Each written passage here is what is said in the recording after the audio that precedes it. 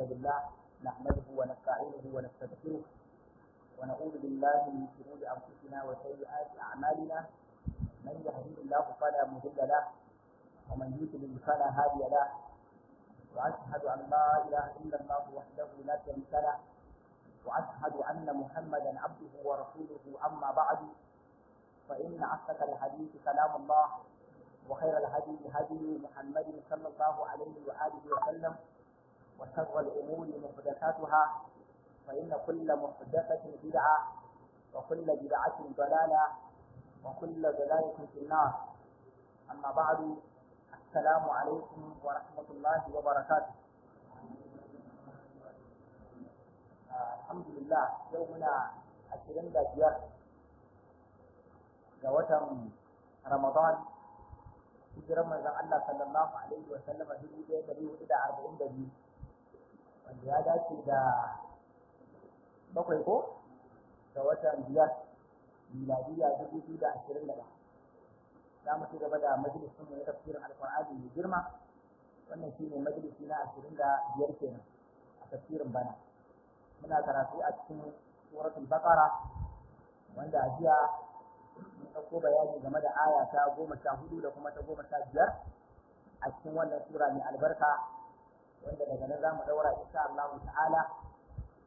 da muna fatan mu karkare bayani game da wannan ayoyin sai mu ɗauki aya ɗaya gobe insha Allah ta'ala sai ya zama mun kulle tafsir a gobe insha Allah saboda da kuɗi da tashi da sauran saboda haka muna roƙon Allah ya mana muwafaqa kuma Allah ya sa mu dace. نعم. أعوذ بالله من الشيطان الرجيم. بسم الله الرحمن الرحيم. وإذا لقوا الذين آمنوا قالوا آمنا وإذا خلوا إلى شياطينهم قالوا إنا معكم إنما نحن مستهزئون الله يستهزئ بهم ويمدهم في طغيانهم يعمهون. الله سبحانه وتعالى يقول وإذا لقوا الذين آمنوا قالوا آمنا idan suka haɗu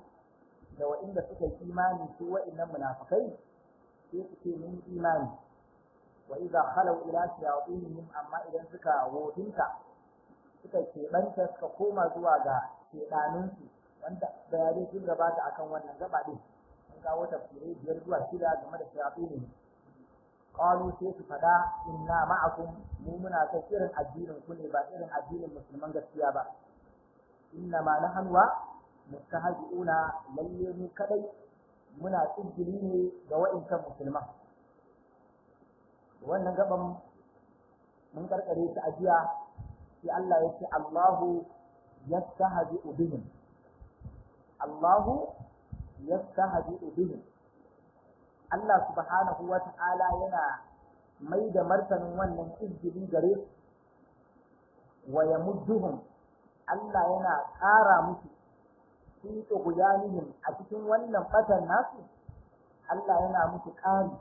a cikin batan ya amahuna suna dinuwa suna bandan magana game da fadin Allah subhanahu wa ta'ala Allahu yastahzi'u bihim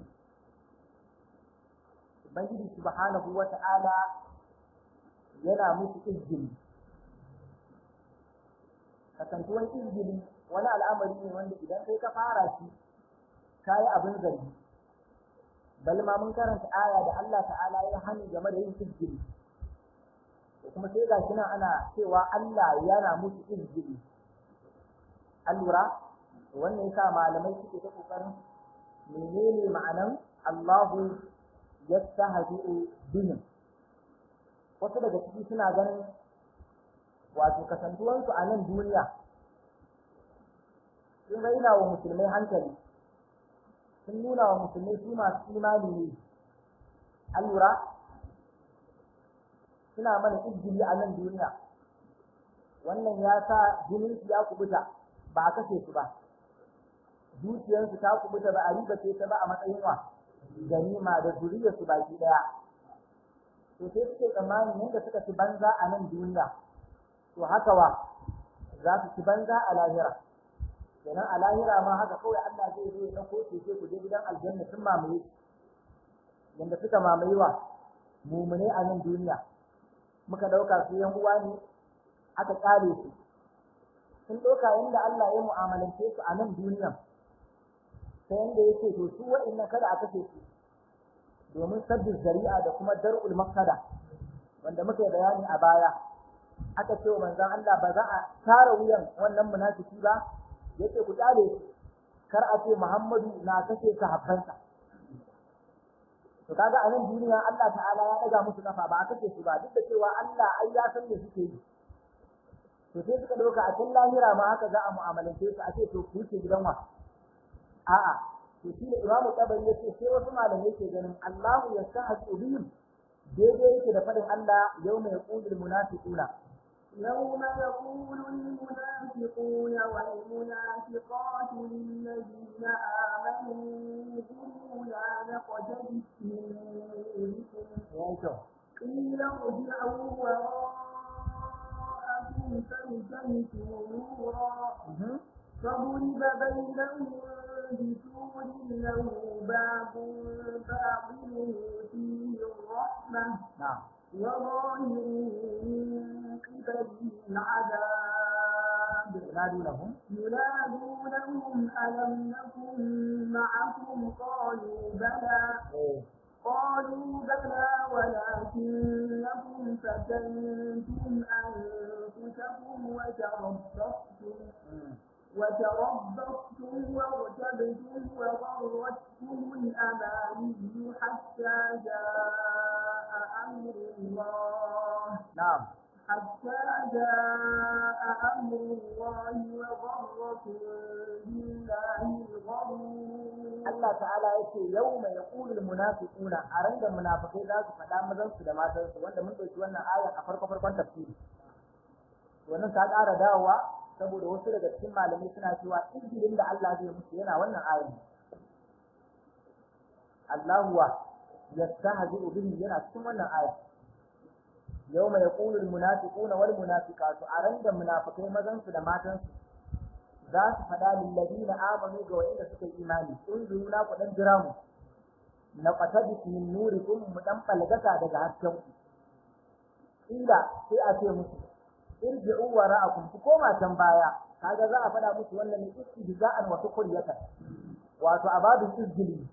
Sai a ce musu ne irji'u wara'akum ku dan koma bayan ku can haka. Faitani sunura ku je ku lalubo haske mana kuma ai daga can suka dauko to tilaki kuma ku je ku dauko ta ku to tilaki. Suna juya wannan a ce izgili ake musu ka duri ba baina gundi suri kawai sai a doka katanga tsakanin su da mu'minai.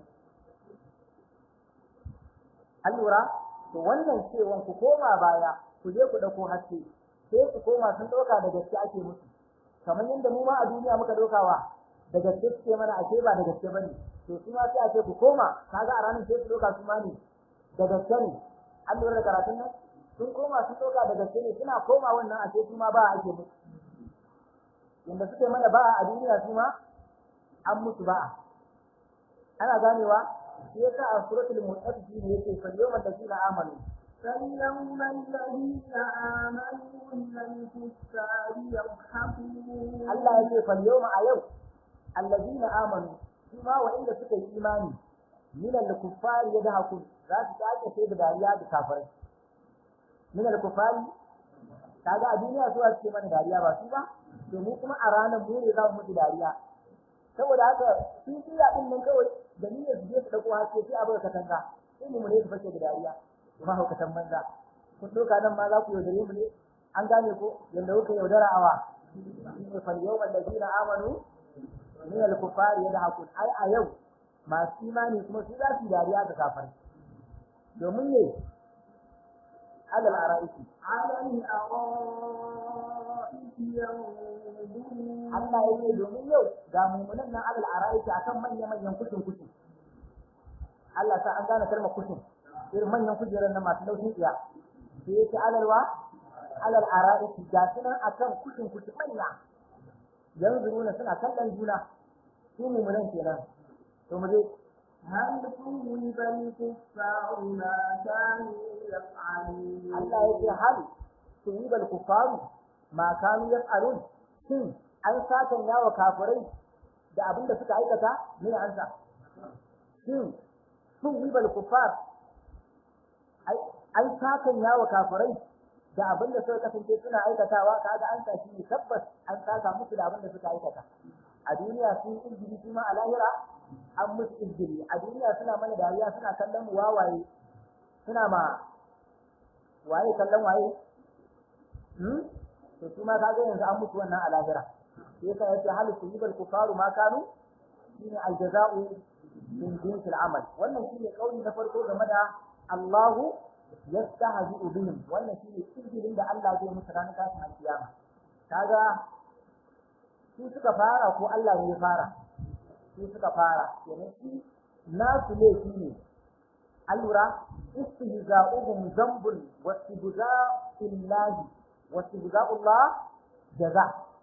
nasu laifi ne amma na Allah sakamakon laifin ne na Allah sakamakon wa laifin ne wasu daga cikin malamai suna ganin a'a da aka ce Allahu wa yastahzi'u bihim Allah ta'ala yana maida musu martani akan cikin da suke shine talalan da Allah yake musu suna wannan sakarkin suna sheka ayan nan a duniya Allah kuma ya ba su kuɗi ya ba su lafiya ya ba su tattalin arziki ya ba su kariya da tsaro sun ma fi musulmai lafiya a gangan jiki sun fi musulmai kuɗi da manyan gidaje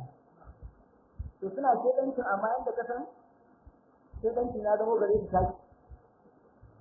wannan tsaya kafan da Allah yake musu shine imla'uhu lahum tsaya kafan nan da Allah subhanahu wata'ala yake yi to shi fa ake magana da Allahu wa yastahzi'u bihim in ba isa ba sai ce to in ma ba kan gaskiya muke ba dan ne Allah yake ba mu lafiya da zaman lafiya da kwanciyar hankali ga mu muke da kuɗi mumunan ma wurin mu suke cin baki shi yasa suka ce kaga ka duba aya waya mudduhum bi sai ka ƙara musu bata tunda sun ga tana kai musu za su daina da su gaba to kullum sai su ta gaba kaga waya mudduhum fi tughyanihim ya amahura sai ka ce wannan za ka same shi ne a fadin Allah wala yahsabanna alladhina kafaru annama ولا يحسبن الذين كفروا أنما نملي لهم خير لأنفسهم إنما نملي لهم ليزدادوا إثما ولهم عذاب مهين. الله يقول ولا يحسبن الذين كفروا kada kafirai su yi tsammanin annama numli lahum jinkirin da muke musu ban musu azaba ba har yanzu ba a kona su a wutan jahannama ba ana lura to kada su tsammanin wannan talalan wannan jinkirin da muke musu hayyo ba a musu kadamdama ba hayyo ba a musu fa kubti bufi hahum wal gawuna ba suna ta ci gaba da bannan su to Allah ya ce wala yahsabanna alladhina kafaru annama numli lahum khayran liwa kada su tsammanin wannan talalan da muke musu alheri ne ga kawunan wallahi ba alheri bane Allah yake ne inna ma numli lahum liyazdadu isma muna musu talala ne dan su ƙara lodin zunubai inna ma numli lahum to kaga wannan shine izgilin Allahu yastahzi'u bihim suna tama Allah abinda suka ga dama kuma a lokaci guda Allah yana karan su da wadata da arziki da kwanciyar hankali da zaman lafiya inna ma numli lahum liyazdadu sai Allah ya ce wa lahum azabun wa suna da azaba ta wulakanci dazun nan kafin na zo nan yaran juma'a haka sai dai daga cikin uwa sai kira da a waya yana tambaya wanda ga karatun ya biyo yau ta kai sai yake cewa malam bayanan da ake sai game da cewa az-zunub sababul uqubat zunubai su ne sabubba na musibin da muke ciki. Wato musibin da muke ciki ne yake jawo zunubanmu. Ina jin mun yi karatu mai tsawo akan wannan gaba. Wurin fazada humullahu maraba. To sai yake suna tattaunawa da wasu.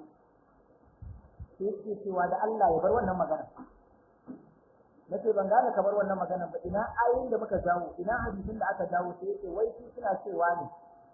idan zunubai su ne suke jefa mu cikin bala'o'in da muke ciki, me yasa ta Amerika da Rasha da su China sun fi kowa shirka da tsiya, amma su babu waɗannan bala'in a tare da su sai mu a Najeriya.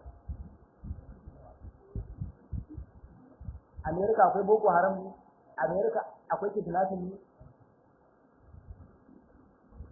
Wallahi da ake ce mu tambayar nan. Sai yake cewa to yanzu malam da Allah masu irin wannan shiba menene an san shi? Sai nake ne hadisi a Tirmidhi. Ko hadisi yana cikin jami'uwa a Tirmidhi, kuma hadisi ne sahihi. Manzon Allah sallallahu alaihi wa sallam yake idza arada Allah hadisin Anas bin Malik, idza arada Allah bi 'abdihi khairan ajjala lahu al-uqubata fi dunya. Idan Allah yana nufin bawa da alheri sai ya gaggauto mai da azaba tun a duniya. Idan Allah yana son ka da alheri ba za a kyale shi an je lahira ba, a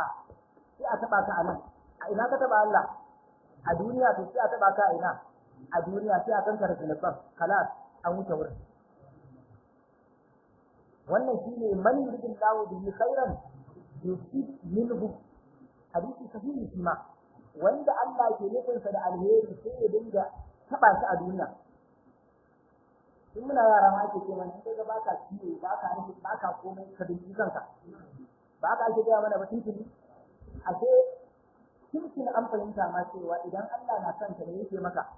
zai dinga jarabtanka, yana taba ka dan ka gane fa yana kallon ka fa. Kuma wannan ma'anan ga tana a Qur'ani, suratul Rum, Zahara. ظهر الفساد في البر والبحر بما كسبت أيدي الناس ليذيقهم بعض الذي عملوا لعلهم يرجعون. كنت وانا آية ظهر الفساد في البر والبحر. Allah ya ce banna ya bayyana a tudu da kuma cikin ruwa, komai ya lalace. Sai yake bima kasabat aydin nas, saboda abinda hannun mutane ne ya aikata. Sai yake yuziqahum ba'd allazi amilu, dan ya kankana wa mutane sashen abinda suka aikata, la'allahum yarji'una, ko za su dawo. Me hikiman da yasa Allah yake taba mu? Ko za su dawo. A sai kakon mana cikin Qur'ani ga fadin Allah wala yasabanna alladhina kafaru ولا يحسبن الذين كفروا سبقوا إنهم لا يعجزون. Allah ta'ala yake wala yahsabanna alladhina kafaru sabaqu, kada waɗanda suka yi kafirci su tsammanin wai sun tsere bane domin kasashen suna da nawa. A'a, innahum la yu'jizun, ba su gagare mu ba, da gangan muka kyale su. Ina so karanta wannan ayar falan ma na kuma zikiru ne. فلما نسوا ما ذكروا به أنجينا الذين ينهون عن السوء وأخذنا الذين ظلموا بعذاب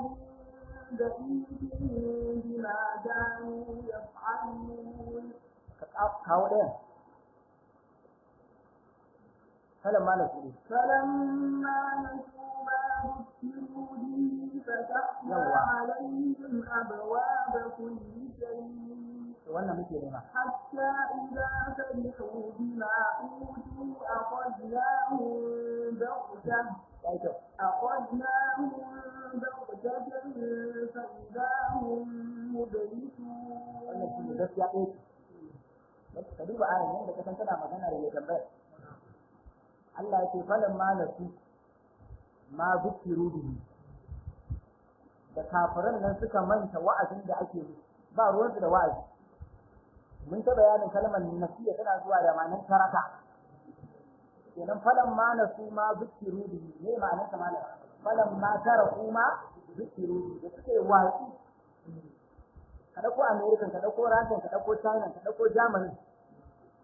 da Eritrea ma ko falan ma na su ma zikiru bihi Allah yake da suke watsi da wa'azi fatahana alaihim abawaba kulli sha'i sai muka bude musu kofofin arzikin komai ka duba ba sun manta wa'azi amma ka bude musu kofar wa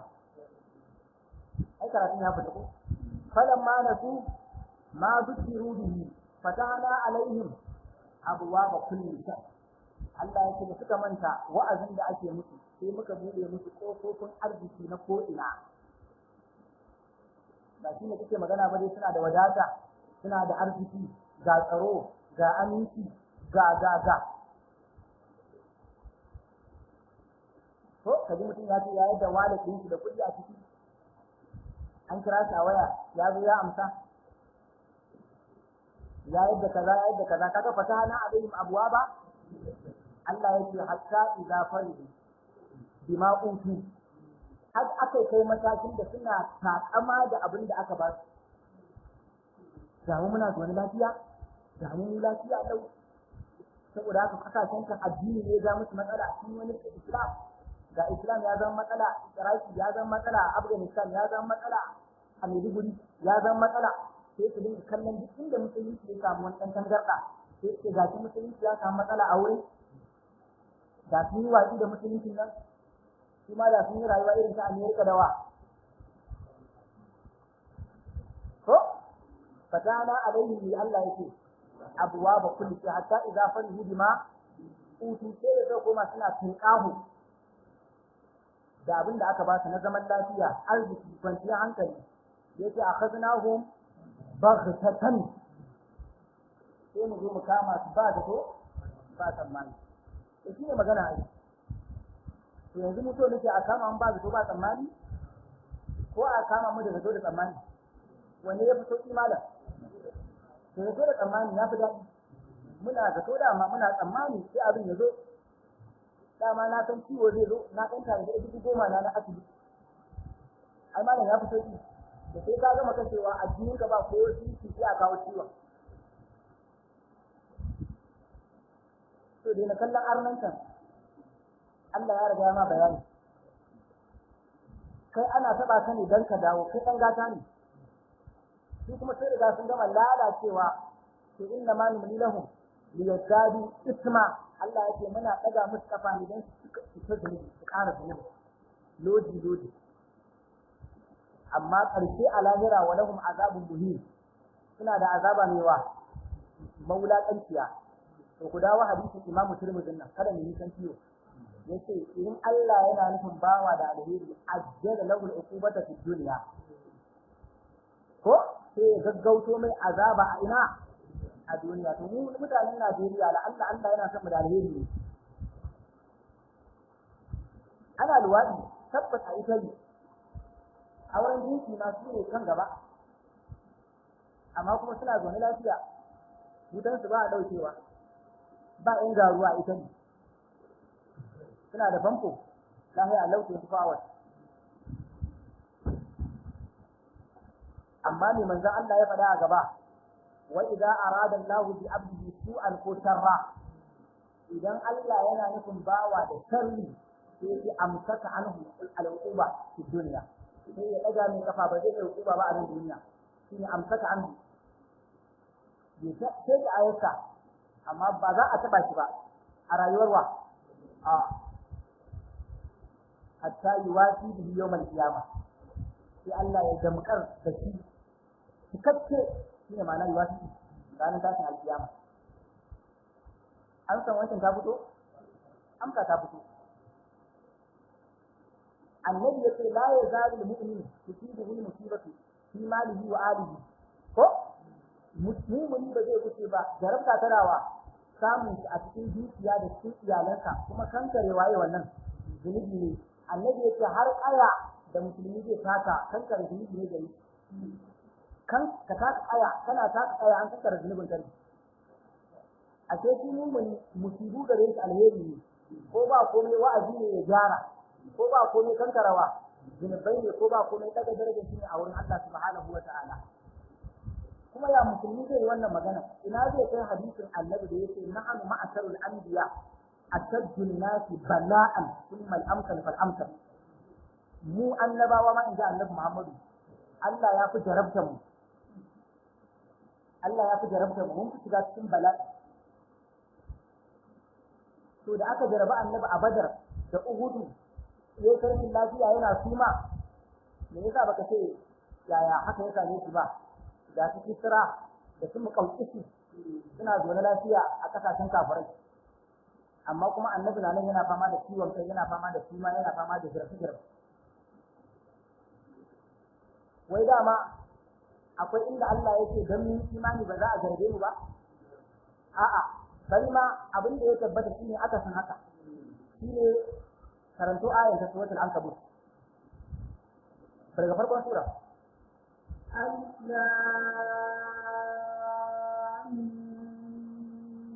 daga ayar nan أحسب الناس أن يتركوا أن يقولوا آمنا وهم لا يفتنون ولقد فتنا الذين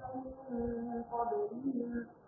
فليعلمن الله الذين صدقوا وليعلمن الكاذبين. kun ji wannan Allah ya ce alif lam shi kadai ya san me yake nufi da wannan harufa a hasiban nasu shin mutane suna tsammani an yi taraku a kyale su haka nan ba jarabta an ya kulu amanna wai dan su mu'mini su ba Amerika bane ba Rasha ba wai Amerika da Rasha su ne kafare ko dan ne za a gare mutanen Najeriya akwai ahadu suna cikin su masu na kaji da daga wando dama haka Allah ya alƙawari ba zai jarabi inda ahadu suna suke ba a an yi taraku an ya kulu amanna wai a kyale su ba jarabta dan suke niwa imani Allah yake wa hum la yuskanuna wai ba za a jarabe su ba yace ba haka nake ba wala qad fatanna alladina min qablihim haqiqa mun jarabi wa inda suka gabace su kenan magabata ma sun ga jarabta ko su gani ba ka tuna mana annabi Musa har sai ya bar garin sa an yi haka ko ba haka ba an yi haka annabi Musa sai da ya bar garin sa ya gudu allura saboda haka wala qad fatanna alladina minwa koma wancan amma kuntum an tukraku أم حسبتم أن تتركوا ولما يعلم الله الذين جاهدوا منكم ويعلم الصابرين. Allah yake am hasibtum kuna tsammani Allah ya kale ku haka nan bai san su waye hakikanin masu jihadi ba su waye masu hakuri ba ka ƙara dauko wata am hasibtum din أم حسبتم أن تدخلوا الجنة ولما يأتكم مثل الذين خلوا من قبلكم مستهم البأساء والضراء وزلزلوا حتى يقول الرسول والذين آمنوا معه متى نصر الله ألا إن نصر الله قريب. kaga wannan ayar ma ai in muka kalli ma'anin ta fito shi me kace am hasibtum shin kuna tsammani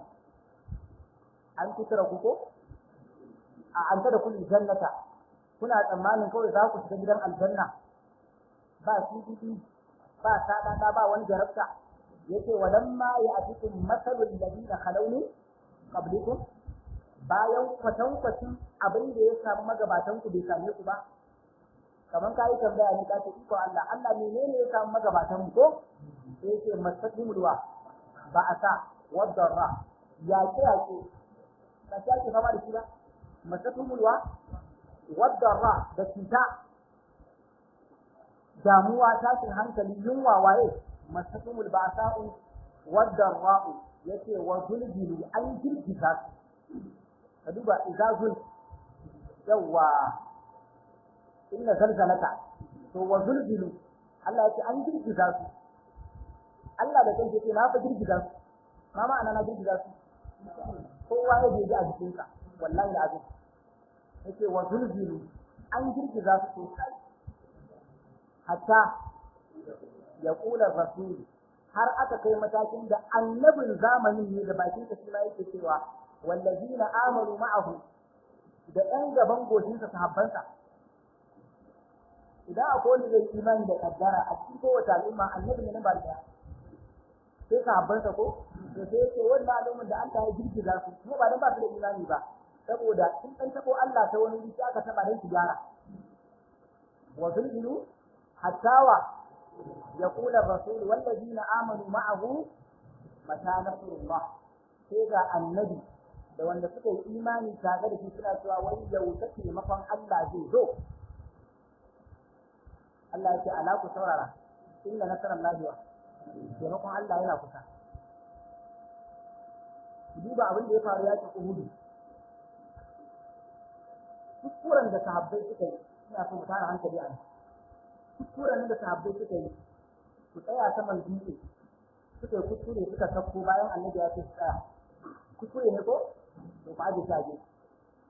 to kuma ku auna shi da kuskuren da Qurayshawan Makka suke yi wanne ya fi girma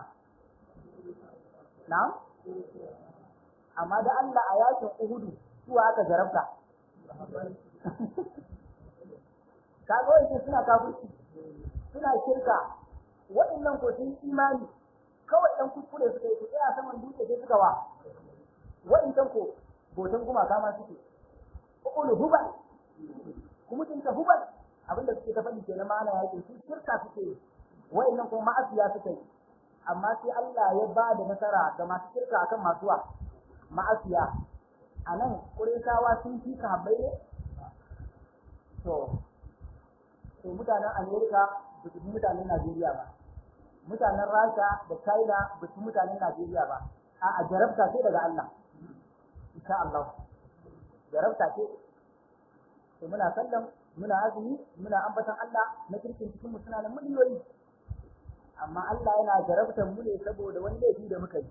kamar yadda ya jarabuwa annabi da sahabbai saboda wani laifi da suka yi ya ba da nasara a kansu a yakin Uhud arna masu shirka da Allah suka samu galaba a kansu har Allah ya ce awalan ma asabatkum أولما أصابتكم مصيبة قد أصبتم مثليها قلتم أنى هذا قل هو من عند أنفسكم إن الله على كل شيء قدير. الله يسامح ذلك. الله يقول أولما أصابتكم مصيبة ya ku sahabbai a lokacin da musiba ta same ku kaga musiba ta same ku kada a sautu mislaiha wanda kun musibantar da kafirai yankin ta biyu a baya shine yakin badar kulkin sai ku ce anna haza dan ne za a garbe mu ga arna ba a garbe su ba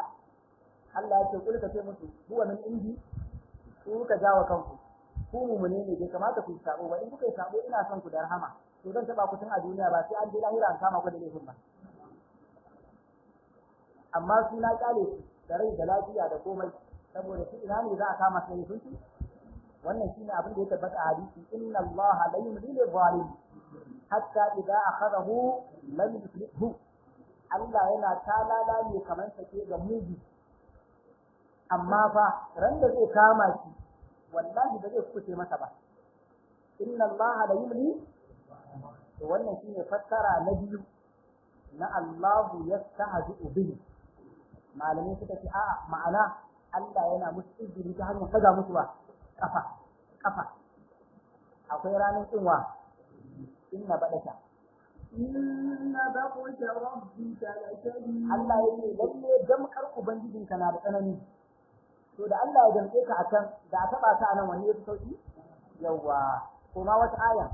wa kadhalika akhdhu وكذلك أخذ ربك إذا أخذ القرى وهي ظالمة إن أخذه أليم شديد. الله يقول وكذلك أخذ ربك حتى دمكر أبنجدك يكي إذا أخذ القرى وهي ظالمة إذا الله يجمع وسأل الأمة باية إلا الظالمات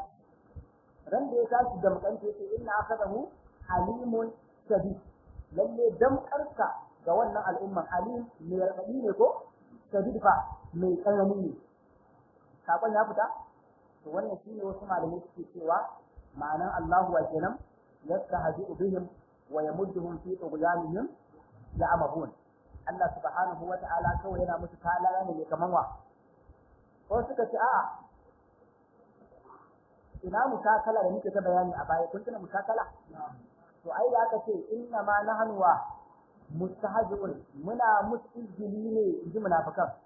sai Allah ya ce Allahu wa yastahzi'u bihim suka ce ai wannan yana babu musakala ne sai Allah ba ma izini ke musu ba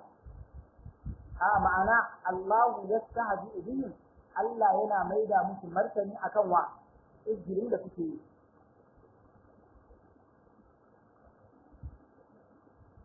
an lura sai suka ce wannan yana babu wane musakala wanda mun ta bayanin wannan a baya irin fadan Allah ta'ala wa makaru Allah yake wa makaru sun yi makirci wa makara Allah Allah sai ya shirya yanda zai kwaci mumuni da ake wa makirci kaga nan an kira na Allah makirci amma ba dan nakin wa makircin bane nasu ne makirci na Allah kuma kaga shirya dabara ne na kwatan kai to wanda ake shirya ne makirci ya kwaci kansa za a ce ne makiri a'a wai iya ruwa fitta kai daidai yake da innahum yakiduna kaida to wa akidu kaida Allah ya ce innahum yakiduna kaida suna shirya makirci kaga nasu kai haramun ne sai yake wa akidu ni ma ina shirya makirci ma ma'ana wannan na Allah din ina shirya yanda zan kwaci mu ne daga makirci to kaga nasu ne abin zargi amma na Allah ba abun wa zargi bane nasullaha fanasiyahum duk man ce da Allah fanasiyahum sai Allah shi ma ya watsi da su kaga nasu laifi ne amma na Allah fa da suka manta da Allah sai ya watsi da su akwai wani laifi a wurin saboda haka nasu zulmun ne amma na Allah jaza'u zulmi jaza'uwa yukhadi'una Allah يخادعون الله والذين آمنوا وما يخدعون إلا أنفسهم وما يشعرون إن المنافقين إن المنافقين يخادعون الله وهو خادعهم إن المنافقين منافقين يخادعون الله سنا يودرن وهو خادعهم yana yaudaran su ma na Allah yanzu abin zargi ne ko abin yabo nasu zulmu ne na Allah jaza'u zulmi ne wa jaza'u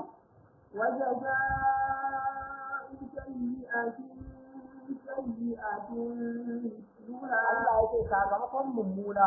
irin ta shin kai mummuna a duniya sai Allah ya sa ta a wuta mummuna Allah ya ma ko ta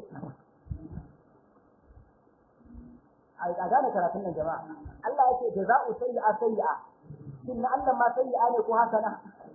kenan me yasa ya kira nashi sayyi'a musakala amma wallahi na Allah hasana ne karkai kun karkai kaje kai sai to an san bulala kaga ba zalunce ka ba wa ma zalamahumullah وما ظلمهم الله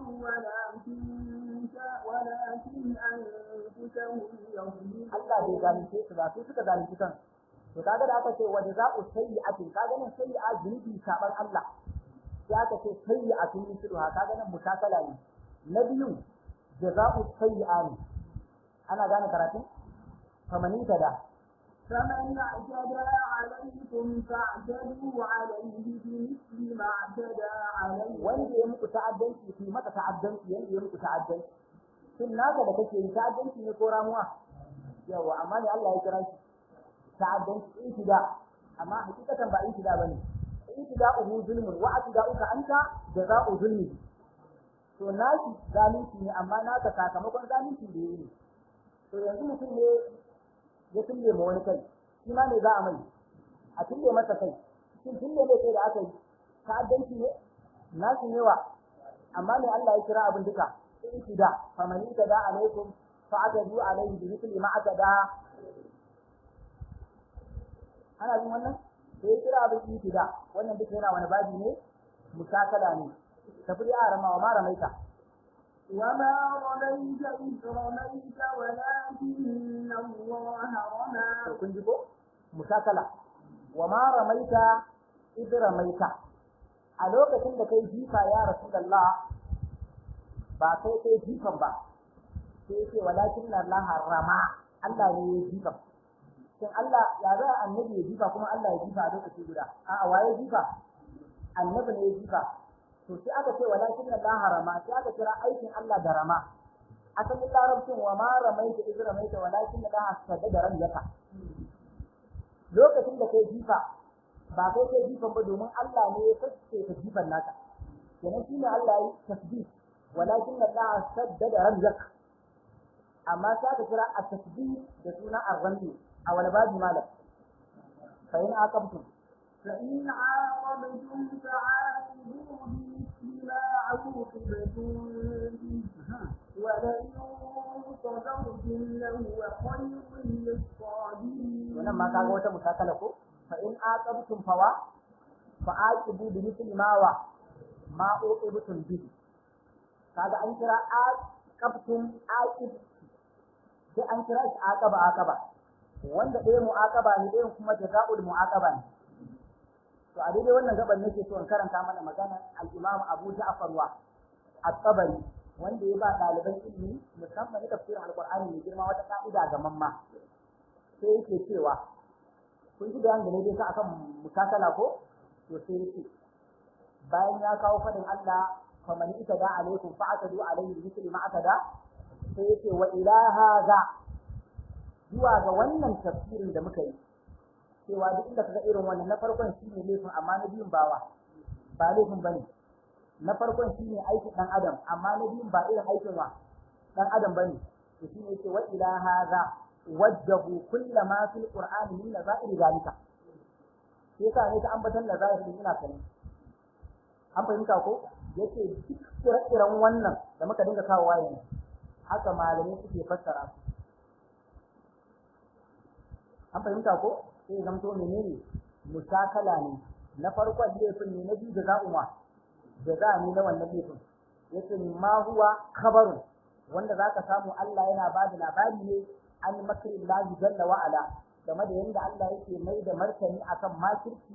ko izini ko kaidi da abin da ya kama da haka. kun lura? to akwai daga cikin malamai wanda suka ce Allahu yastahzi'u bihim, ma'anan shi Allah subhanahu wa ta'ala zai bayyana musu a ranar lahira sabanin abin da ya bayyana musu a duniya. Wani hukunci Allah ya umurce mu ba ta a nan duniya, mu karɓi zahiri abin da ya koyi naci ne, shi ne hukuncin zahiri. to duk wanda ya zo ya bayyana ma a zahiri shi musulmi ne, ya aka ce maka ka yadda ka karɓe wala taqulu liman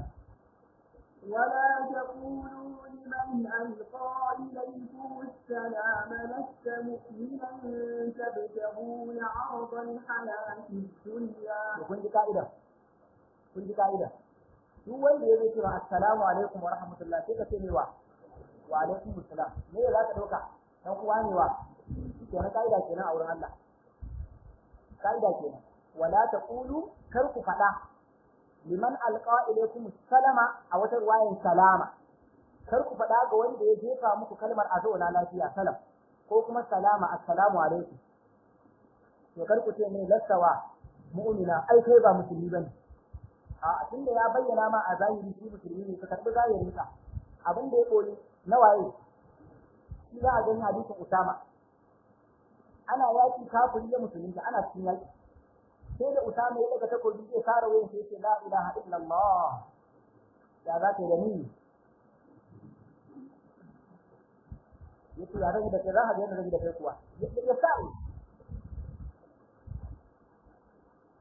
abin ya dame ya je wurin manzon Allah yace na kashe wani kafiri bayan na kashe musulmai da yawa, ni kuma nake ni ne zan ga bayan sa. na biyu shi na sami iko akan shi daidai gaban da zan kashe shi wai a lokacin da yake kalmar shahada. annabi yake ba kashe shi ba ko yake na kashe shi na cika mai aiki. yake ka kace shi bayan yayi kalmar shahada yake ai na kace a inda ma kala haka kiyatan ko ya faɗa dan taqiya ne annabi yake taqiya ka tsaga ransa ne ka gane taqiya ne ya za ka yi da kalmar shahada in ta zo ranar tashin alkiyama a ce kaga wata ka'ida aka bamu in mutum ya furta kalmar shahada a zahiri ka ɗauka waye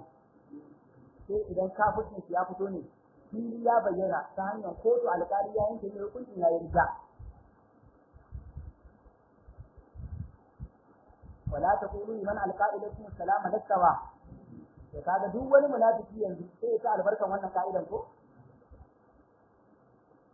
to sai suka dauka irin wannan hukuncin da Allah ya bayyana gare su a duniya irin shi za a bayyana a ina a lahira sai an je lahirin sai su ga sabanin haka to shine ma'anar Allahu wa yastahzi'u bihim wa yamudduhum fi tughyanihim ya'mahun wannan yamudduhum fi tughyanihim ya'mahun akwai daga cikin malamai wanda suka ce yamudduhum yana daga musu kafa kaga sun bar haƙiƙanin ma'anar yamuddu ibnu Uthaymeen Allah ya ji kansa a tafsirin alqur'ani sai yace akwai amadda akwai yumiddu wato akwai madda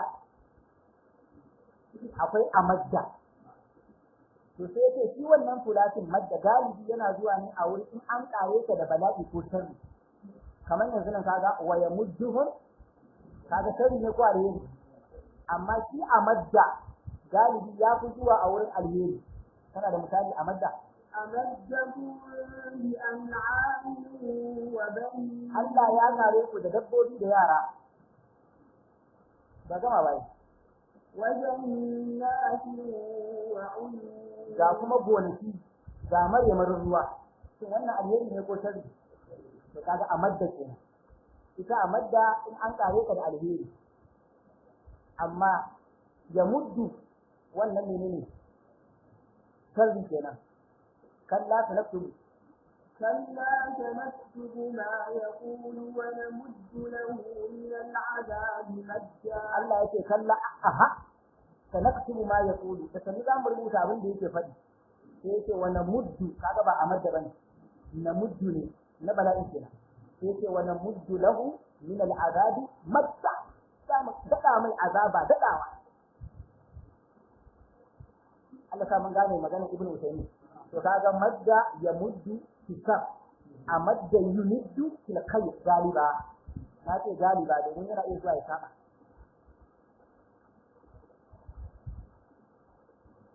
to saboda haka sai wasu daga cikin malamai suka ce wa yamudduhum fi tughyanihim wa Allah ta'ala zai karfafe su yana daga musu kafa a cikin wannan batan nasu suna imuwa shi dai lokaci ne tsawo har suna fadin wa qalu law sha'a ar-rahman وقالوا لو شاء الرحمن ما عبدناهم suka ce da Allah mai rahama ya so ai ba za a bauta wa gumakan ba tunda kaga ana da karatun tunda kaga muna bauta wa gumakan nan ai Allah ya so ne wa qalu law sha'a Allah kuma ashrakna وقالوا لو شاء الله ما أشركنا ولا آباؤنا ولا حرمنا من دونه شيء nan ma kaga su ne du'a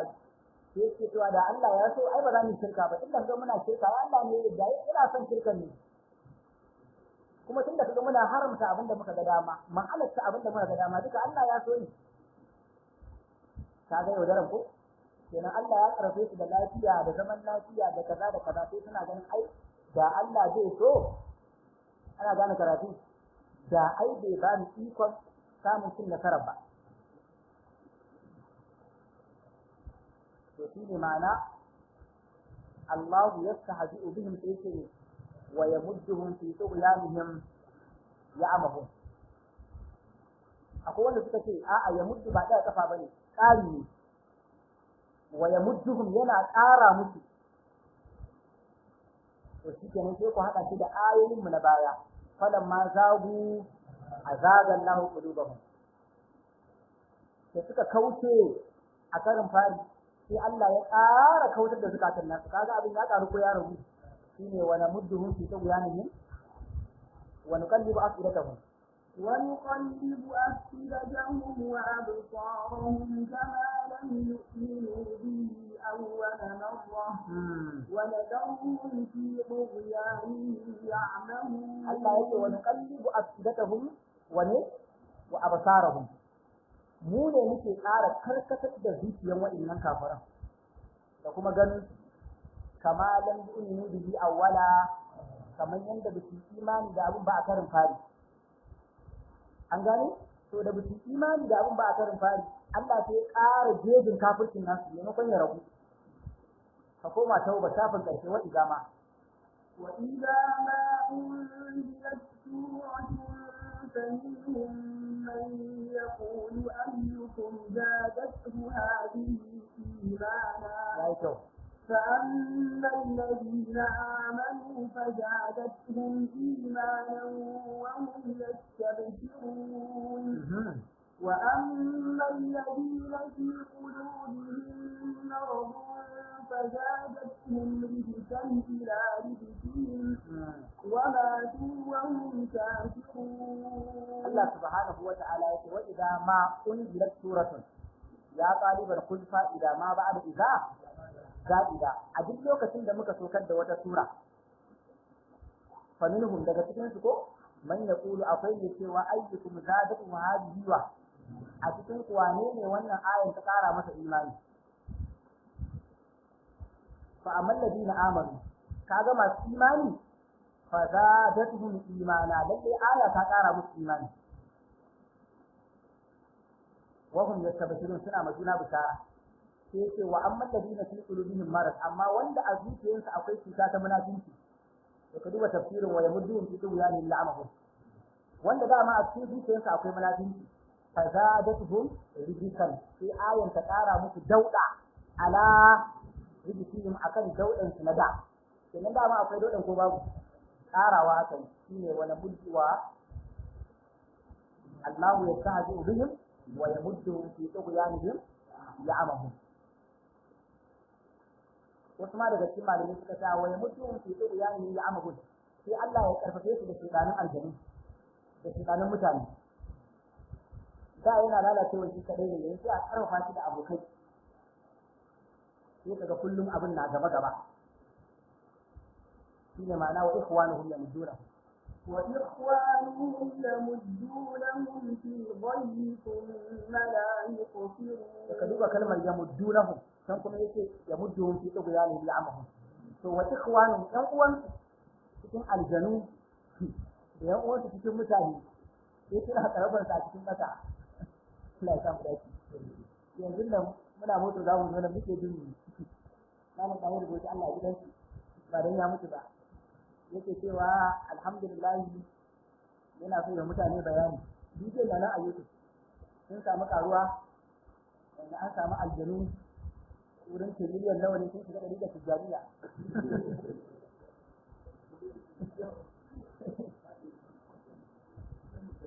su akwai mukaddamai a cikin su miliyan 200 wanda suna nan suna tattaunawa da su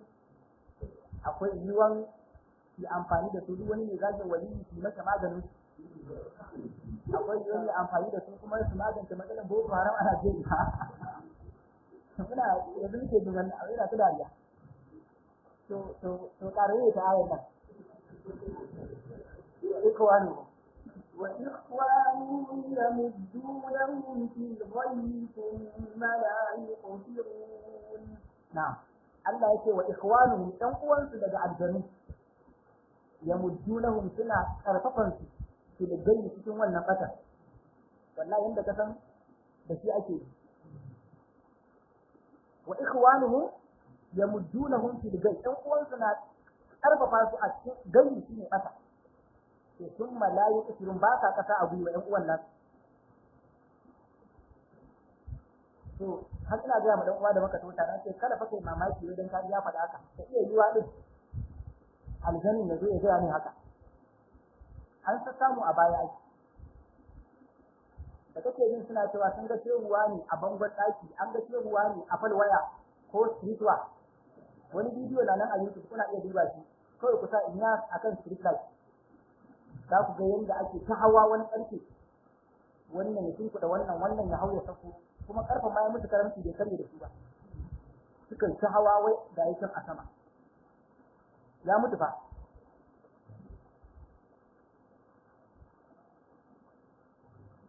wani lokaci mun je na da ce wa'azi wan ba dan muka samu ita ma wata wai tsohuwa ga ta nan a ɗakin ta sai ya bayyana ana ta zuwa kallo ya fi mutu fa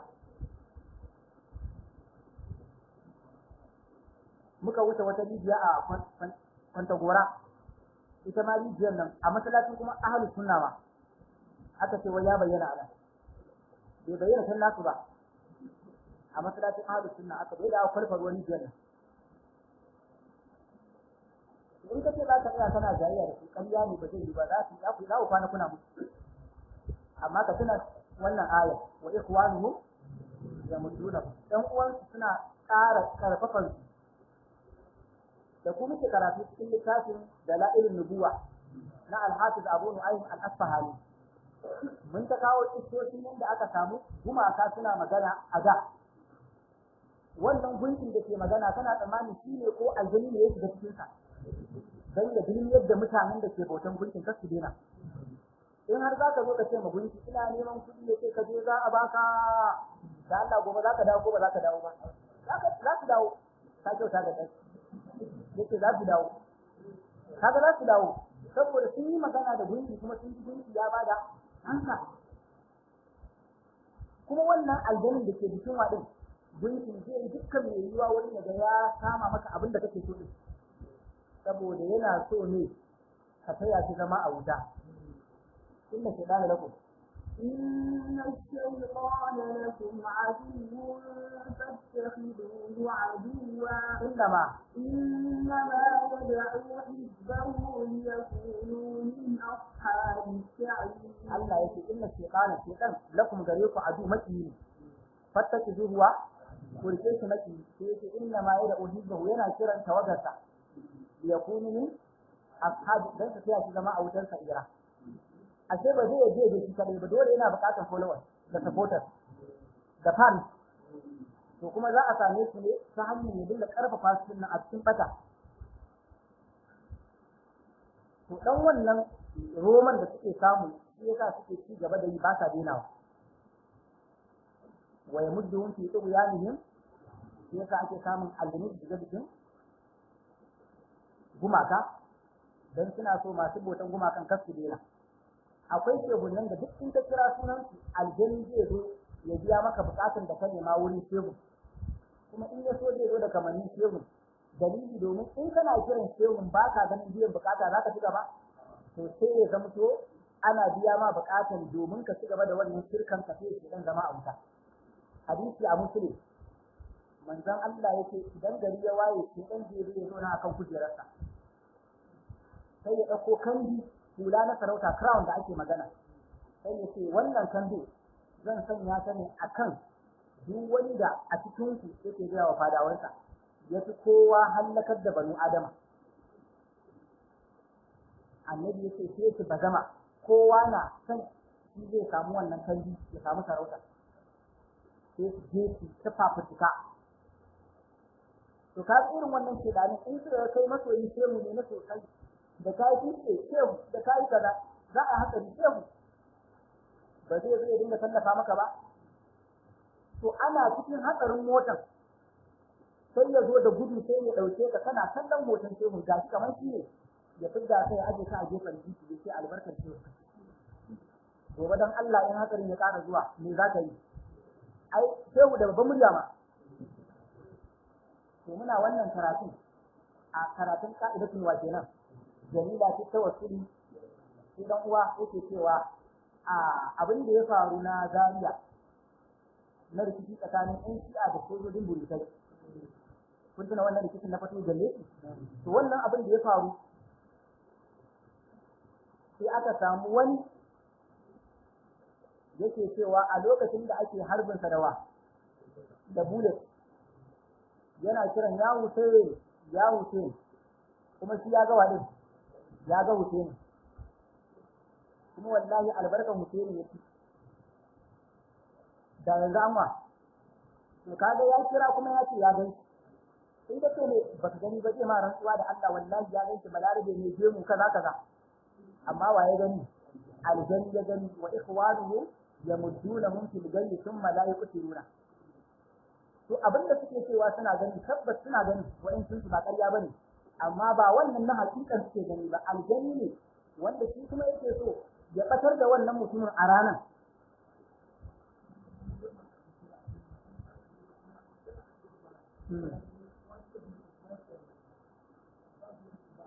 to malai yana cewa shi akwai wata mata cikin su da an harbe ta da bullet ta kira ya huce ni take huce ni ya zo ya tirawa bullet din kuma ga shi ba bullet din ba komai an cire to irin wannan in za ku mutu wa'annan nasoshin to da shi ne za ka iya magani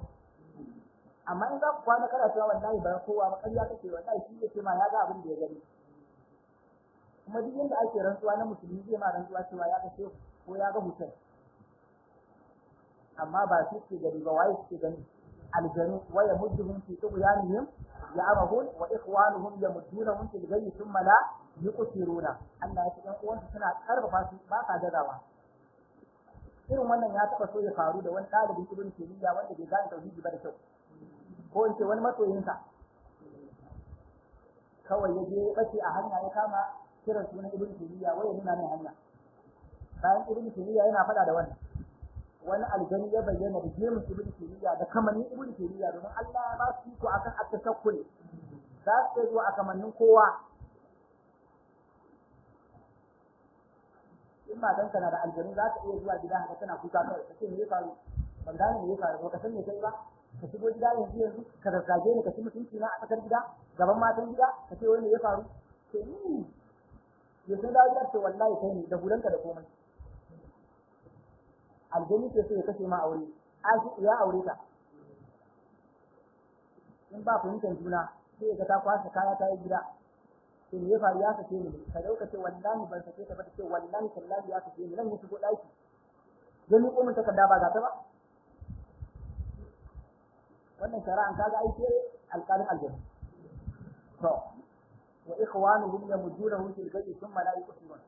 wannan bawan Allah ne ne abin da ibn Taymiyyah sai ya gona tsoho ya je ce wani kawo hannunka ya kama hannun shi nan za ka ji ya ji kuma har gida sai ya zo yana godiya da ibn wa na gode yake ne ya faru na bace a hannun ka sai ba ni bane wallahi yake wani aljani ne kawai da yaga kana kokarin kiran wanda ba Allah ba sai ya ga ya zai da dulmi yadda kai gobe ka ci gaba ba kai bane kake ce wallahi ba ni bane domin shi gwargwadon yadda ka batar da bayi gwargwadon matsayinka a wurin oga kwata kwata iblis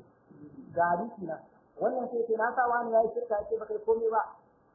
na sa wani da wani suna gaba yace ba kai komai ba a hadisin ko sai wannan yace ban wuce ba sai da na kasa auren wani sai yace zo kai za a sa maka dinnan sai ya samu yace na ji dadi ka kashe sunna mutuwan aure ba abane da ke dan na farin ciki da shi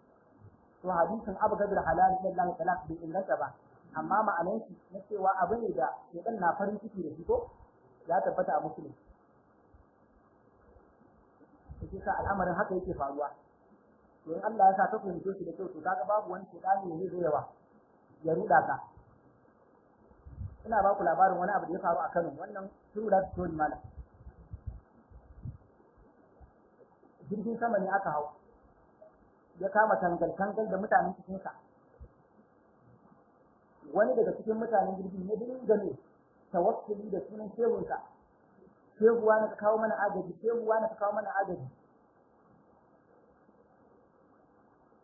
sai ya ga wani mutum nan ya zo da hoton da kamannin wa afwan shehu ya kama jirgin nan ya ce ka jirgi kuma ya noma suka soka lafiya shi ne da ya dawo da Ramadan haka ana tafsiri da yamma sai yake shehu ina so ne bayanin wata karama da Allah ya nuna mu shehu sai ya ga babban riga sai yi mutane bayani yi musu bayani wallahi azim mala yake ai ga abin da ya faru kaga da irin ibn Taymiyyah ne zai ce wallahi sai dan ne yake so ya dulmiyar da kai buɗe baki shehu sai yake ai akwai wani mala'ika da Allah ya halitta mai suna Nomalu a duk lokacin da aka kira ma irin wannan yanayi sai Allah ya aiko mala'ika sai kuma ya normal shi mala'ikan ma da turanci Allah ya same suna wallahi lazim malam wannan abin ya faru sai Allah da wani mala'ika da suna normal ka duba jinin yadda mutane to dole ne koyi da annabi wurin bai wa tauhidi kariya in mutum ya zama da irin wannan abubuwan ka ce a'a ba ni yayi ba yin Allah ne an lura wani lokaci addu'a ne za ka yi ko wani abu sai Allah ya karba sai ga ana nema a mai da kai boka ka nuna wa mutum a'a wannan abin da ka gani Allah ne ba ni ne ba yin Allah ne ba na ba ku labarin wata mata ba da za a yi mace magana haihuwa ta zo ce da Allah ya dan mata addu'a nace a kawo ruwa na dan mata dai addu'o'in da Allah ya sanar da ni na ba ta sai kaga an haihu ba ya ciye ba nas da ta tashi kawai sai ta zo da abubuwa kawai abu la kasira ne katan ne ga nace wannan fa dukan malam addu'an nan kuma sai mun dawo karo na biyu wannan da matsala wannan ba wai illa bane ba kawai Allah ne ya kaddara haka ya faru ko da kanki kike addu'a ma yake ni ko addu'a da kike yi Allah ya karba ba nawo ba wallahi yake duwa na ta nima Allah ya karba ni ko ta taso wata kuma ai ta sa mutane da yawa suka ta dawa ba akwai babanta ba ba akwai mamanta ba ba akwai ƴaƴanta ba da sauransu duka sai ku taya mu da addu'a kuma kowa yayi dan ne kike tsammani nawa ne kai Allah ya karba ba tabbas to irin haka ne in baka saka din san ba shi kenan sai a mai da ka boka kaga an daga ka kenan ai addu'a ne kaman yankan wuka ai galibin su da haka suke farawa sai malam aka ma addu'a sai in yi addu'a gwargwado sai kuma bukata ta biya shi ma kuma fa da yake addu'a yana yin wadin addu'a amma da bukatun ta biya sai ya doka ba na shi bane Allah ya karba na malami to gobe sai ya ƙara dawowa shi kuma in ba mai ba tauhidi kariya bane daga nan sai ka ne da shiwa boka Allah ya ce wa ikhwanuhum yamuddunahum fil ghayyi thumma lawa to wannan shine ma'ana Allahu yastahzi'u bihim wa yamudduhum fi tughyanihim ya'mahun an fahimta ko dan Allah ya kai mu gobe zamu bayanin abinda ake fa'idantuwa da su daga wayannan ayoyi guda biyu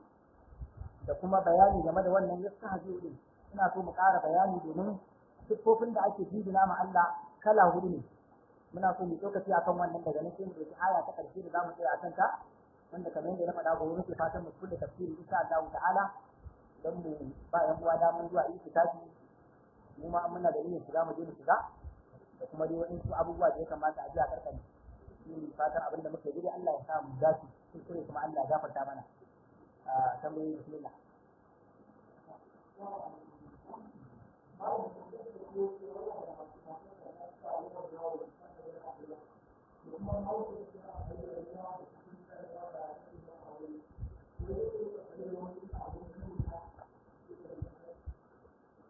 matarsa ne ke yawan yawo ba ta zama kuma mahaifiyarsa na so ta yi amfani da daman nan don ta kashe aure shi kuma yana son matar kenan to shi ne sai zai iya amfani da wani abu ya kashe ta zai iya amfani da addu'a ya roƙi Allah ya sa ta daina yawo amma in dai ba addu'a bane wani sihiri za a yi ko wani tsafi ko wani kulumboto wannan haramun ne kuma galibi in ka ga an ce a kashe mutum su tsafi za a yi ko sihiri wannan ba kyau amma in addu'a zai Allah ya sa ka daina yawo wannan ba komai na'am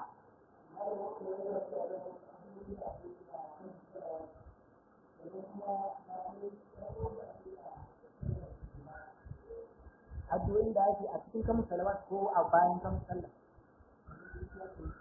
tambaya da yake wai addu'a da ake a kamun salawat oke na kulkuli da ake yi na kamun salawat ina da yana nufin rawatib kenan wata kila oke na kulkuli da ake na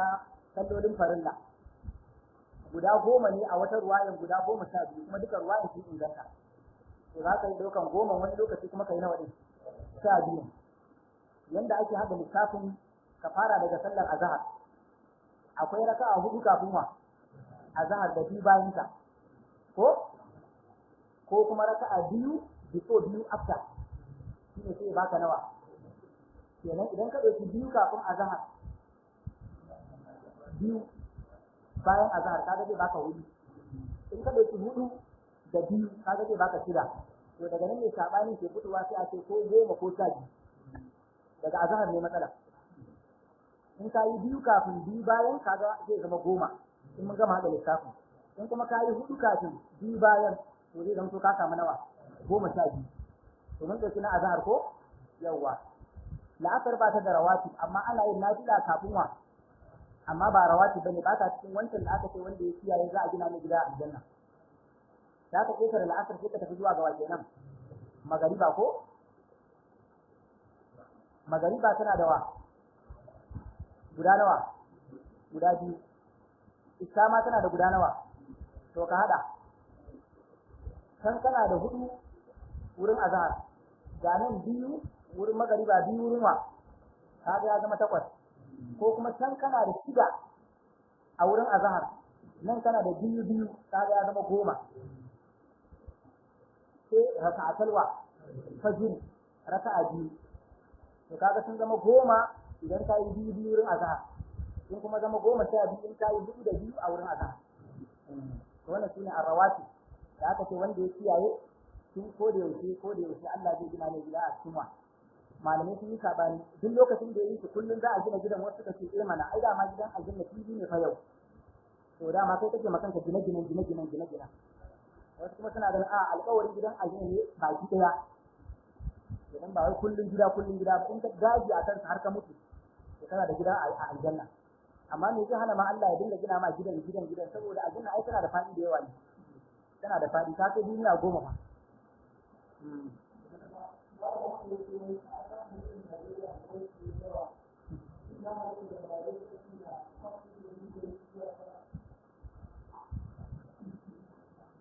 yace a ƙasa da talauci ne yawa irin Najeriya ya kamata malamai suna sanya tufafi na 100 zuwa sama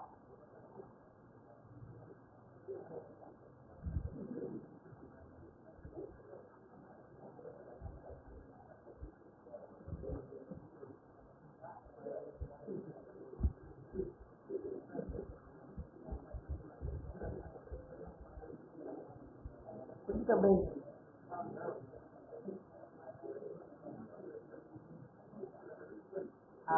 babu wanda ya haramta mutum ya amfani da halal ɗinsa ya ce kuma abin da ya halatta ba haramta ba ayoyi da yawa na Qur'ani da hadisai da yawa suna nuna babu inda Allah ya haramta mumuni ya amfani da kuɗinsa ya ce abin da yake waye halal ne babban abin da ya malamin ya zama kuɗin nashi na waye da kuɗin halal malamin sai motar miliyan 10 ne matsalan da kuɗin halal ne malamin sa hulan 100 ma hula kawai ta 100 amma da kuɗin halal ɗinka ne matsalar babu abin da dai ba a so shi ne cin haram Allah subhanahu wata'ala yana cewa wa bataji ma ataka Allahu daral akhirah ka nema daga abin da Allah ya baka ka nemi gidan lahira sai yace wala tanka nasibaka min ad-dunya amma kar ka manta ka sanka a duniya kenan ka nema lahira kar ka manta wa ka sanka zuwa kuma kenan Allah ya ba malamai da masu addini damar su ma su nema duniya ko ka su nema a wata aya yace kul ka ce man harrama zinata Allah allati akhraja li ibadihi wa tayyibati min rizq wane ne ya haramta ado da Allah ya fitar dan bayinsa kaga zahirin ayan nan ta halatta malamai da kowa ya ado amma da halal kul man harrama zinata Allah allati akhraja da ibadihi wa tayyibat wa ya haramta daddada daga arziki a lokacin da Allah yake magana aikin hajji a Bakara yayi bayanin akwai wasu masu roƙon duniya zalla sai Allah ya kuskurantar da su saboda suna roƙon duniya ne kadai ko faminhum man yaqulu rabbana atina fid dunya sai amma wa ma lahu fil akhirati min khalaq sai kullun suna roƙon duniya ne sai ne gaba faminhum amma daga cikin su ko man yaqulu rabbana atina fid dunya hasana wa fil akhirati hasana wa qina annabi yake wannan addu'a idan ka yi ta tajma'u laka akhirataka wa dunyaka ka hada ma duniya da wa da lahira allura ta hada ma duniya da lahira to annabi yana sa kaya mai kyau asin da asin ma har aka ce ba a taɓa ganin wanda ya sa kaya complete wa set ba kayan ya zauna mai irin manzon Allah to me ne kuma malami idan ya sa hula irin riga irin wando irin takalmi ya ƙara ma da zobe da agogo duk kala ɗaya ba wanda ya haramta in ya halal ne ba in ya halal ne annabi ma yana sa asin da asin complete wa set ta bangaren abinci kuma annabi sallallahu alaihi wa sallam yana cin nama sosai yujibu hujjira kai ai zira'i ma ni dabba yana burge annabi haka yazo a hadisi mutum ne mai tsananin san nama annabi fita zai yi fa ya buɗe tukunya haka ya ga nama ana dafawa sai ya kulle tukunya sai ya nemi wuri ya zauna shiru aka so da girki yace alam aral burmata alam aral lahama fil burma ya baka fita ba dama yace ba na ga nama ba a tukunya ina maganar fita aka ce za ka lahamun ki duka biyi ala barira ai da kai tafiyanka wannan nama ne aka ba barira sadaka kenan kai baka cin sadaka nama ne ba zai ci maka ba naman sadaka ne yake sai ya kawo tarihi nan take annabi yake huwa laha sadaka wa huwa lana hadiya yake ita aka ba sadaka mu ne ta ba mu kyauta nan da ake sanna mana nama suna annabi da wasa da dadi kuma shi kai ne dai kai dan kada addini sai kai ba za ka ji dadi ba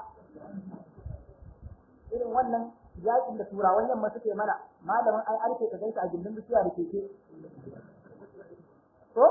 duk malamin ai arke a makarantar dalili sai ya ganki wando da bai riga da ba guda ta fara fashewa baki duk goro to irin wannan tarbiyyar da turawan yamma da yanzu kuma suka ka karanta littafin harakatul lugha fi Najeriya na Galadanci yace da gangan turawa suke yi wannan dai su wulakantawa addini malamin English albashin ma ya fi yawa allura malamin math albashin ya fi yawa malamin English na da table astafur yana da office yana da komai malamin ayarke suna nan karkashin bishiya nan muke haduwa da suwaye ne karkashin wurin masu gurguru ba haka bane in an tashi su kadawa ɗan kekunan su haka zunguru ne ake cewa gona to sai zan to an wulaƙanta ilimin addinin da gangan sai aka zo aka sanya ma addinin ya zama to optional ne yanzu akwai yaran musulmi da yawa suna waye ne to ba sa sa ayi arki saboda ya zama optional ne amma English fa compulsory math compulsory to ba za a taba ganin daidai ba a ma'aikatan gwamnatin Najeriya har sai ran da aka yi ai arke ma ya zama compulsory kenan duk wanda zai dan taka wani matsayi ya zama to yana da background kalfiya ko yayi na addini to da an ce masu kan sanin addini su ne a wurare da yawa ko za a yi banna ba za ta yi muni ba ko za a yi bannan ba za ta yi muni ba domin akwai dan abin nan amma an ce islamic optional waye to sai aka wulakanta addini to wannan kuma tunanin shine har muke abin nan in aka ga yanzu ka wuce da matarka haka ta dan yi kala sai a ce wai daga sai matar ku ka sun nan ne to wallahi matar ki ne a zage ki ba ka da wai ya rayu ustaz ya wuri mata ne kyau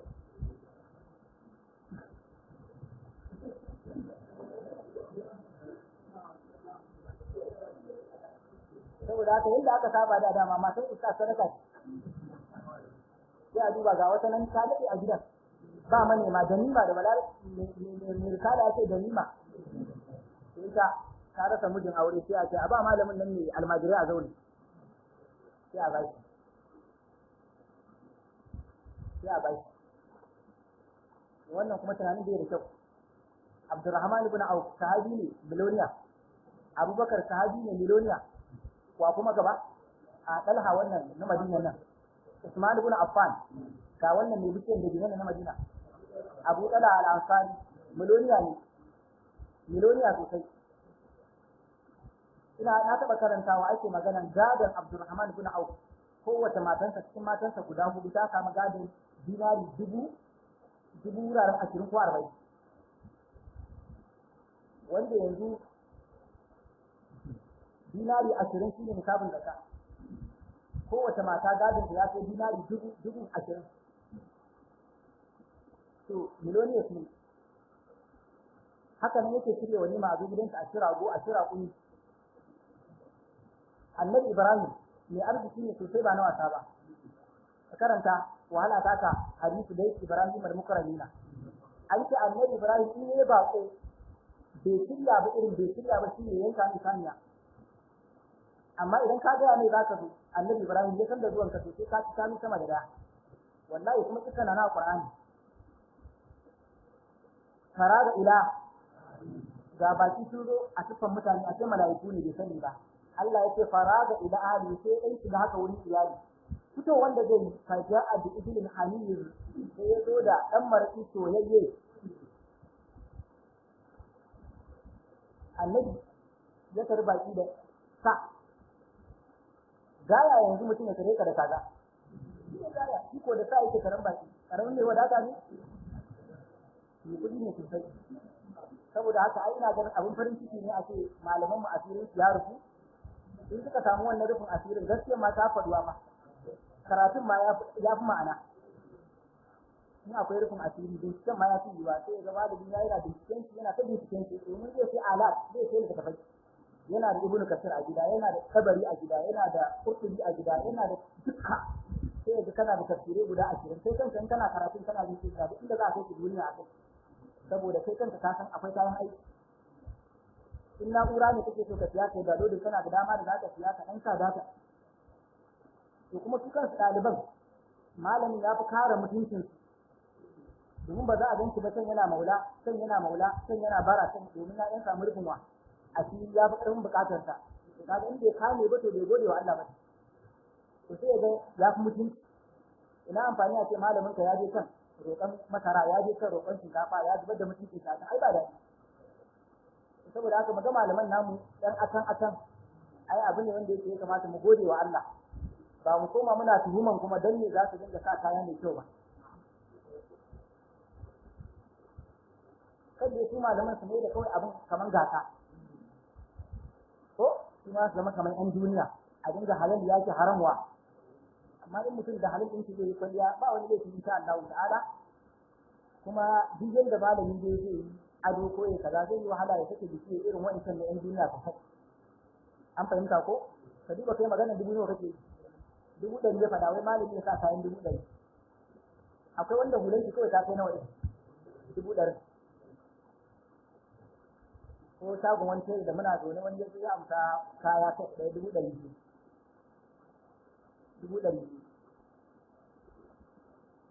Allah ya samu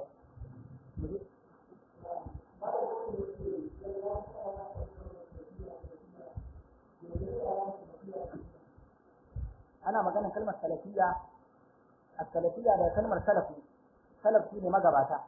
in aka ce magabata shine annabi Muhammad sallallahu alaihi wa sallam da sahabbansa da tabi'ai da kuma tabi'u tabi'ina su ne ya faɗa hadisi yake khairun nasi wa qarni mafi alkhairin al'umma da suka rayu wannan sankiri na manzon Allah da yake sai masu bin kaga tabi'ai kenan sai masu bin tabi'u tabi'in to wannan su suka fi kowa alheri to saboda sun fi kowa alheri sai manzon Allah alaihi salatu wassalam an fahimta ya alakanta shari'a da alƙarnansu to haka ce as-salaf ana nufin waɗannan da suka rayu a wannan zamanin mutanen kirkin cikin su mu'minan cikin to haka ce as-salafiyya shine duk abin da zaka yi a yau ya dace da nasu to duk wanda yake bin irin nasu wato kallon ka irin na annabi da sahabbai da tabi'ai zikirin ka irin nasu tauhidin ka irin nasu a ce wani salafi ne wato mai bin irin magabata an gane ko wannan har turawa ta'arifin da suka ba salafiyya kenan in ka duba encyclopedia da suke yi a Google menene salafiyya za ka ga sun ce mutanen da suke restricting kansu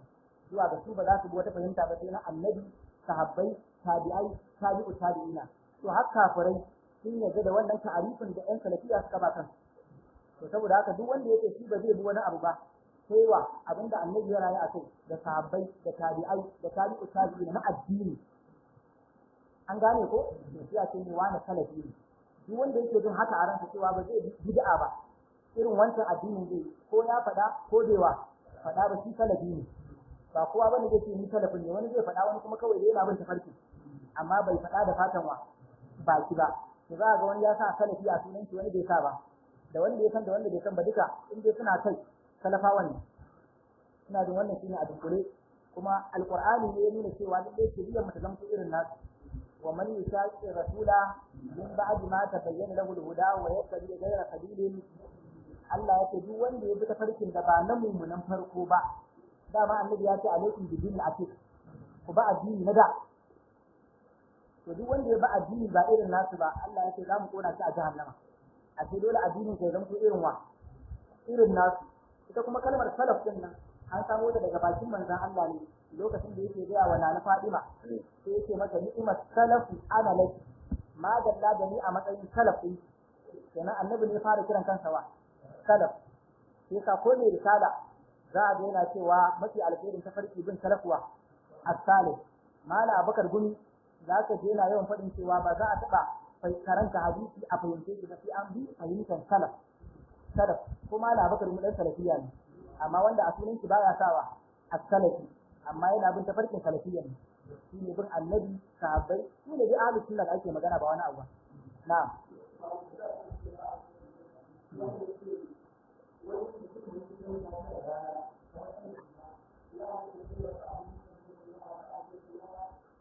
Oke, mutumin da yake wa?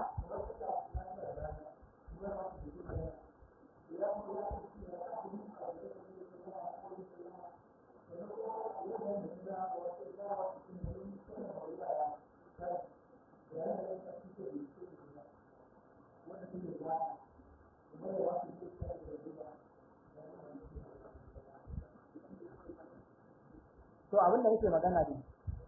wannan ya tuna mun mai tambayar kazu da ya tambaya yayi magana game da duha yace raka'a nawa ne duha wanda tana farawa daga 2 zuwa 8 wasu na ganin har 12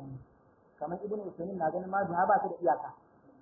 wannan amsan wancan tambayar ce dangane da wannan magana surawa ce wanda muka ce ana yin bibbi kaga bi zaka kai sallama bai kamata ka wuce adadin da inda rawati din zaka yi inda muka kawo guda nawa kuma guda hudu zahirin shi za a yi biyu a yi sallama a ƙara tashi a kawo wa biyu a yi sallama inda muka ce ana wuri kamar na azhar kenan sai magana magariba in an gama sallar magariba ko raka'a nawa biyu in an gama isha'i ma haka nake magana amma an gane wancan kan magariba da isha in an gama magariba raka'a biyu in an gama isha'i raka'a biyu shi nake magana sai wa kace me yin duha yau wato yanzu ne yin duha tunda mun ce tana farawa daga 2 har 8 har 12 a wata ruwaya wasu ma sun ce ba iyaka shi ne yake shi dai irin nawa guda hudu bai sallama an fahimta to akwai wani hadisi da yake cewa salatul layli wan nahari ne karin wan nahar wanda wasu hasana wasu kuma suna da afata cewa sallan dare da rana biyu ai sallama ne biyu ai sallama ana dina to zahiri abin da ya tabbata daga sallar annabi yana yin nawa ne biyu yana sallama amma daga cikin siffan sallan sa na lafiya an yi riwaya inda yake hudu a tare sai ya sallama musamman a sallan dare ana fahimta ko mutum da ya tabbata daga siffan nafilan sa kaga za a iya yin hudun kenan sai a sallama daya hudun sai a sallama daya amma dai an fi son biyu a sallama musamman sallolin rana a dare kuma za ka iya yin wancan kaifiya din duka wallahu a'lam an lura ko kuma sallan nafilfilin rana ana son ɓoye karatu na garafa a bayyana karatu idan ka bayyana a na rana yayi idan ka ɓoye a nawa dare shi ma yayi inda nafila خلاص والحمد لله سبحانك اللهم وبحمدك أشهد أن لا إله إلا أنت أستغفر الله وأتوب إليه والسلام عليكم